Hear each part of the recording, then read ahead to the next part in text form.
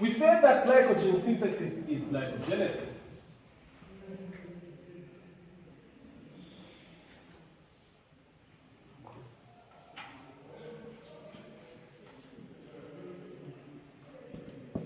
Which is the synthesis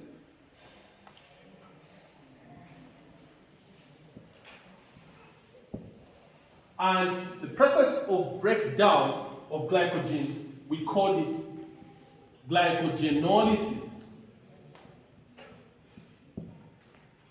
which is the breakdown.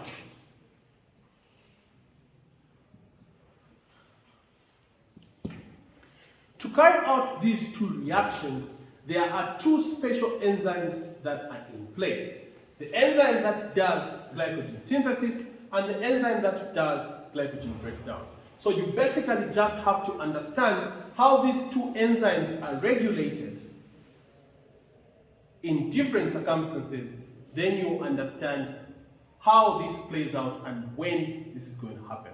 So, for instance, the enzyme that does synthesis of glycogen is referred to as glycogen synthase, while the enzyme that breaks down glycogen is referred to as glycogen phosphorylase. These are the two enzymes you need to know about. These two enzymes are regulated by a process called covalent modulation. And from our discussion in enzymes, which you could refer to, you would know that covalent modulation is a form of enzyme regulation where an enzyme is either phosphorylated or dephosphorylated. It's either that enzyme gets phosphates added to it, which is phosphorylation, or phosphates removed from it, which is dephosphorylation, to make the enzyme either active or inactive. And I can speedily tell you that when this enzyme, the synthase, is phosphorylated, it becomes inactive. While the phosphorylase, when phosphorylated, becomes active.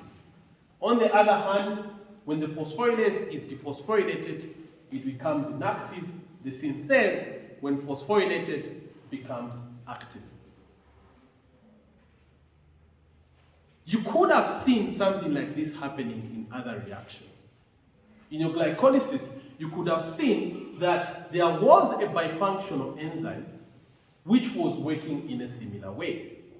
The enzyme which synthesizes fructose 2,6 bisphosphate and breaks it down, the bifunctional enzyme had phosphofructokinase 2 and fructose 2,6 bisphosphate. Remember, this was under a similar way of regulation. When phosphates are added to the enzyme, this enzyme becomes, the kinase is actually going to be inactive, while the phosphatase becomes active. And then when dephosphorylated, the kinase is activated, the phosphatase is inactivated. And hence glycolysis continues mainly when dephosphorylated and stops when phosphorylated. This is covalent modulation. This is a very important aspect in enzyme regulation because of the fact that it will ensure that only one reaction is occurring at a given time. Therefore, what are the circumstances that will lead to phosphorylation and dephosphorylation of these enzymes? What dictates is availability of glucose.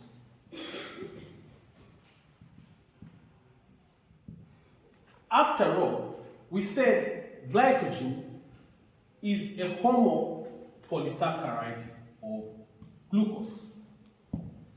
So glucose being the precursor, if it's available in high amounts,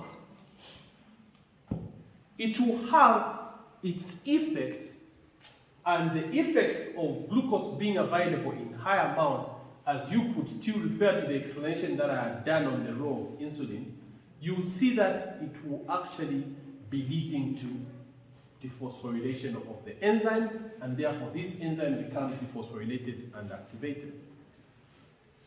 While glucose being low in amount, it will lead to secretion of glucagon.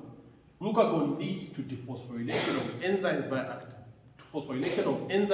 by activating protein kinase A, which will phosphorylate these two enzymes. This enzyme is inactive, that enzyme is activated. In that way, only one reaction is going to occur. So briefly, here is what happens. Glycogen synthesis is going to occur mostly when you have eaten a carbohydrate-rich meal. Let's say you have eaten pap, that's enzima. This is the starch. It's going to be broken down as usual in the mouth. It's going to be broken down to oligosaccharides, move into the stomach. Digestion stops because the enzyme is actually going to be inhibited. Down the duodenum, pancreatic amylase breaks down the oligosaccharides, they get absorbed, enters into the portovenous blood. The entry of the glucose in the portovenous blood is actually going to lead to stimulation of insulin secretion.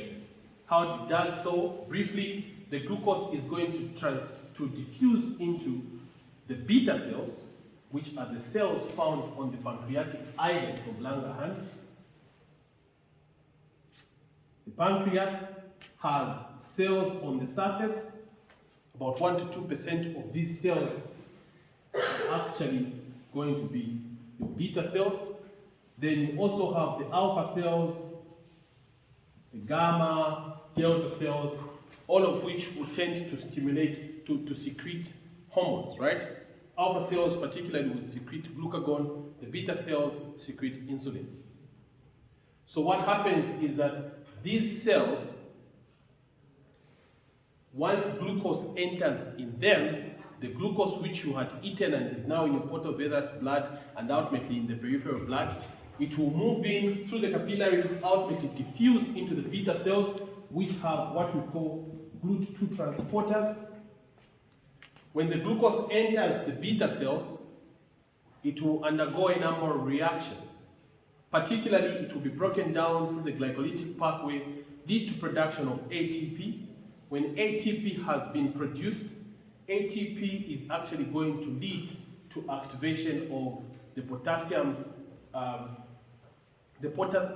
gates. So these are actually ATP sensitive potassium gates, and once they have been activated, these are actually going to ultimately close, leading to depolarization. The depolarization which occurs would lead to activation of the gated calcium channels. Secretion of calcium occurs, and when the calcium has been secreted, it will lead to secretion of insulin. So once insulin has been secreted, it will move directly into the blood and finds its way to the peripheral tissue. And it's in the peripheral tissue that insulin will play its role. Okay? So this whole explanation of how insulin plays its role has been detailed on the page. You can just check for it. I've actually explained. But in the nutshell, when insulin comes, it will bind to its receptor, which is on the surface of the cell. The binding of insulin to the receptor would lead to autophosphorylation in the receptor, which is a tyrosine kinase. That autophosphorylation would actually lead to activation of an insulin receptor substrate, which through a series of reactions is ultimately going to lead to phosphorylation of certain enzymes and activation of a certain enzyme, which is referred to as protein phosphatase 1. Remember, the role of an enzyme which is called a phosphatase is to cause dephosphorylation. This is why we say when insulin has been secreted, it leads to dephosphorylation of enzymes. Why? Because it activates a protein phosphatase which dephosphorylates most of the enzymes. So this would dephosphorylate that and would lead to dephosphorylation of this ultimately, and hence the synthase becomes active and glycogen synthesis occurs. Phosphorylase becomes inactive and glycogen breakdown stops. Therefore, when you have eaten a carbohydrate-rich meal, due to the high insulin and activation of a protein phosphatase, the phosphatase dephosphorylates these enzymes, synthase becomes active, and the phosphorylase becomes inactive, glycogen synthesis occurs, glycogen breakdown stops. And it makes sense that this has to happen after consuming a carbohydrate-rich meal. The same way, you would go and save money mainly when you are paid. That's when you go to the bank and save money, right? It's when you are paid. That's when you keep money in the bank more of the time. In the same way, you would actually store glycogen for later use as a source of energy when you have consumed carbohydrates. Now, what if you are in starvation? I must tell you, the glycogen that is stored, mainly stored in the liver and in the muscles, is not going to be stored in very large amounts. Probably just about 400 grams could be stored in the liver. Especially that glycogen is highly polar and is going to interact largely with water, so you can only store so much. This glycogen that you store in the liver is only able to last you maybe from 10 to 18 hours before it's depleted. But you and I know that because metabolism is integrated, whether you deplete all your glycogen that is stored, you would still be able to produce energy from other sources such as triacylglycerols, for instance. They can be a source of energy in the process of beta oxidation. And the triacylglycerols could also be a source of glucose, particularly from the glycerol part, which can be used to produce glucose that can actually go to the brain as a source of energy.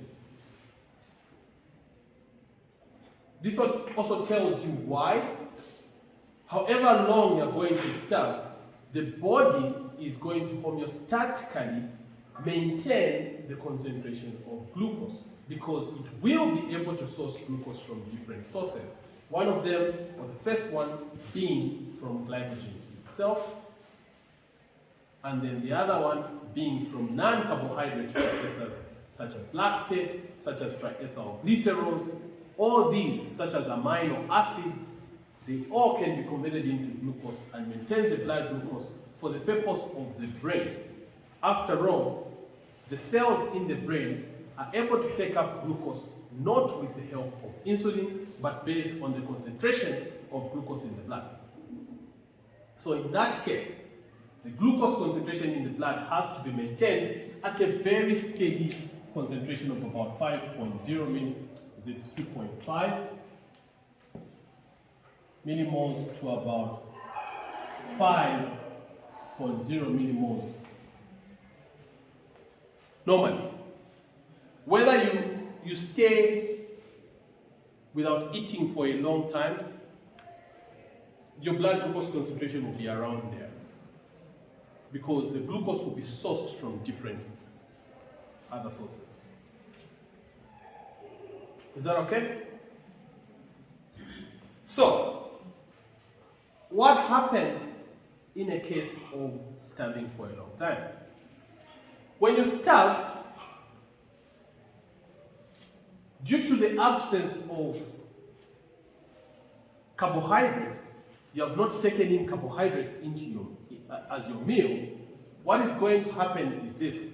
There will be a transient reduction in glucose concentration in the blood, and because of this, it will lead to reduction in the secretion of the hormone insulin. And at the same time, these low amounts of insulin, since it has an antagonistic effect on the secretion of glucagon, also the low amounts of glucose themselves, they will lead to secretion of the hormone glucagon from the alpha cells. once glucagon has been secreted from the alpha cells, it will play its special role. How does it do it? Again, in simple terms, and if you want to see how glucagon plays its role in a little more detail, this is still found on our page. Glucagon would move, binds to its receptor. The receptor of glucagon is a G protein which has 7 alpha helices, like that. All right? And then this G protein is going to be membrane bound.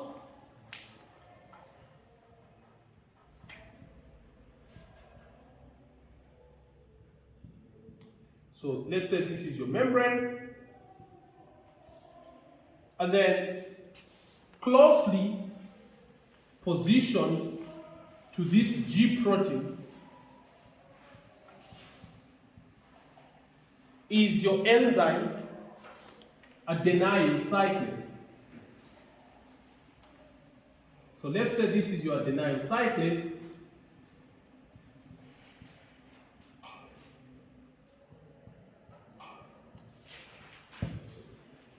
Then this G protein receptor also has closely attached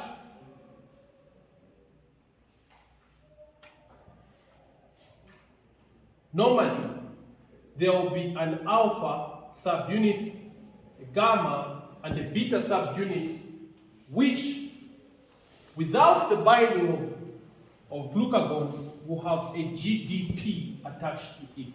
This is what the receptor will look like. And I should tell you, this is also what the receptor for epinephrine also looks like. The receptors for epinephrine would mainly be found in the muscle cells, while the receptors for glucagon would actually be found mostly in the hepatocytes. So what happens is that when you have not eaten any carbohydrate-rich meal, the low blood glucose would lead to secretion of glucagon. When glucagon is secreted, it would move and it will then attach to its receptor. There. The attachment of glucagon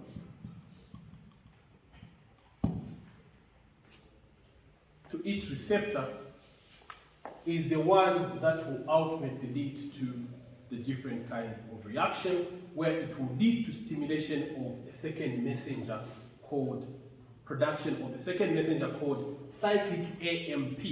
How does this do?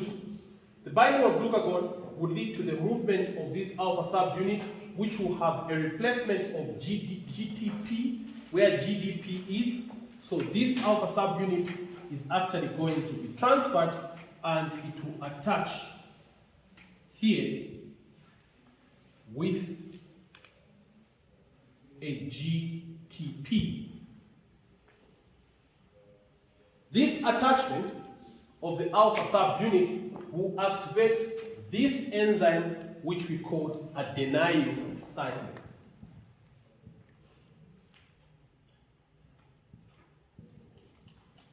And as the name already suggests, adenyl cyclase is going to convert ATP into cyclic AMP. It cyclizes ATP. The production of cyclic AMP, which is the second messenger, cyclic AMP would play the role of allosteric regulation. How does it do so? Cyclic AMP will bind to a cyclic AMP dependent protein kinase, which is usually a tetramer, and once cyclic AMP binds to it, it will actually release the catalytic sites and become activated. So what is happening in essence is that this cyclic AMP dependent protein kinase changes from the inactive B form to the active A form. And once the cyclic AMP-dependent protein kinase has been activated, it will be the one that will actually lead to phosphorylation of many enzymes. One of the enzymes it will phosphorylate is actually referred to as glycogen phosphorylase kinase. And this glycogen phosphorylase kinase is the one that will phosphorylate glycogen synthase and glycogen phosphorylase. The effect of phosphorylating the phosphorylase is to make this active. So glycogen phosphorylase will change from the inactive B form to the active A form, while glycogen synthase at the same time will change from the active A form after phosphorylation into the inactive B form.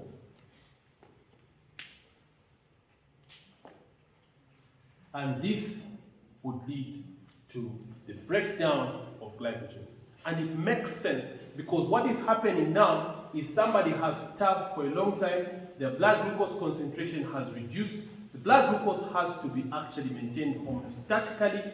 You have to break down the stored glycogen to avail it for tissues such as the brain, the cornea of the eye, the medulla of the kidney, and the testes, the red blood cells, all of which depend on glucose as the main source of energy. This is how glycogen metabolism is regulated based on the concentration of glucose. Glucose is high, glycogen synthesis is going to occur. Glucose is low, glycogen breakdown is going to occur so that you maintain the appropriate blood glucose concentration.